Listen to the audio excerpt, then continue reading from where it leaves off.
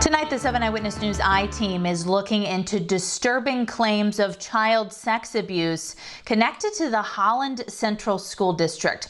The alleged abuse happened decades ago, but the victims have recently come forward to seek justice under New York's Child Victims Act.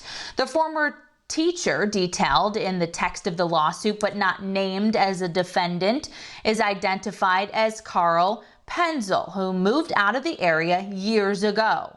He passed away suddenly last month. Nikki Dementri spoke with two men who say the abuse they suffered as boys has scarred them for life. Holland, New York. It's a small, tight-knit community about 40 minutes south of the city. Like a small town, everybody knew, it seemed like everybody knew what was going on in everybody's life.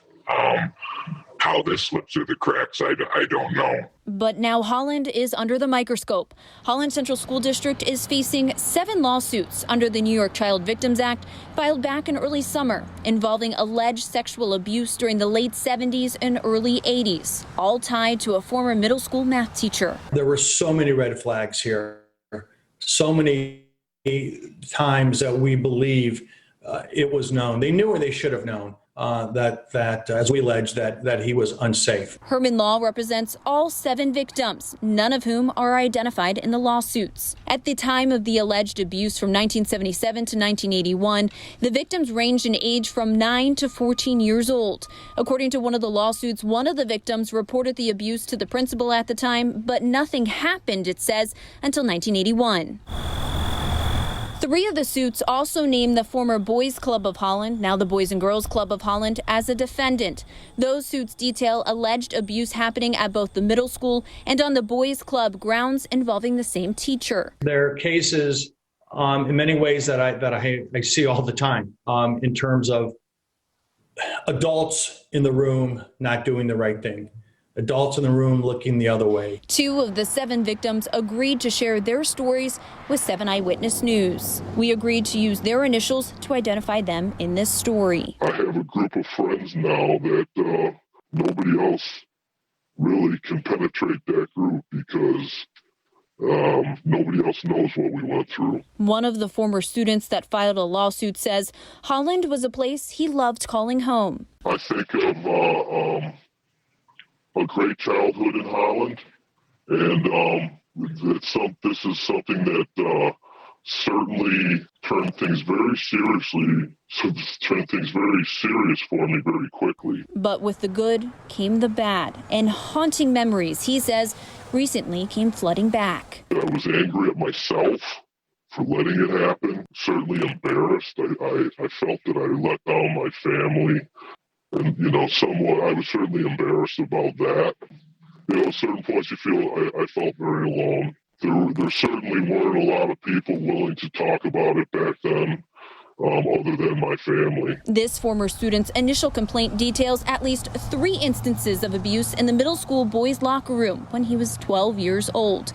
It claims the teacher put his hands in the plaintiff's pants and touched his genitals. Living in fear, I feel like I've been in a prison in my own head. Another former student also claims abuse at the middle school, boys' club, and at his home, starting in 1977 when he was 9 years old. His amended lawsuit states that twice, teachers came to check on him and his brother while the teacher accused of abuse was babysitting. The suit further alleges nothing was looked into.